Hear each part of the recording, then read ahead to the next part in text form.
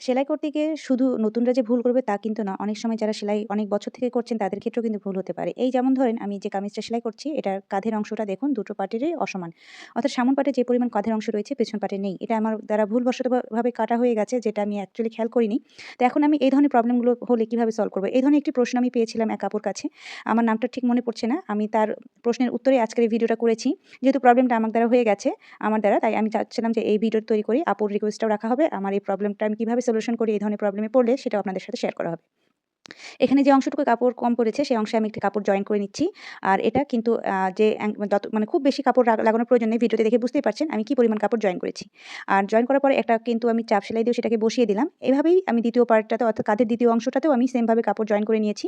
এবার দুটো কাপড়কে একসাথে বসিয়ে নেব। নেওয়ার পরে সামন পাটের যে কাপড়টা রয়েছে, সামন পাটের যে কামিজের সামন পাটটা রয়েছে সেটাকে সুন্দর করে পেছন পাটের উপর একেবারে সমানভাবে বসিয়ে দেব।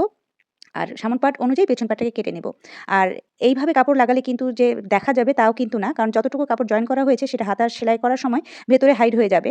আর এই ধরনের প্রবলেমগুলো আমি আমার টেকনিক্যালি আমি এভাবেই করি। এটা কোনো একাডেমিক নিয়ম নেই। আমি জাস্ট আমার মতো করে এই কাজটা করার ট্রাই করি। এতে মানে এটার কোনো বিশেষ কোনো একাডেমিক নিয়ম নেই। তাই যারা জানেন তারা এখানে কোনো রকমের বাজে মন্তব্য করবেন না। যদি মানে অ্যাক্সিডেন্টালি কেউ কোনো এই ধরনের প্রবলেমে পড়ে যায় তাদের জন্য শুধুমাত্র এই সলিউশনটা দেওয়া।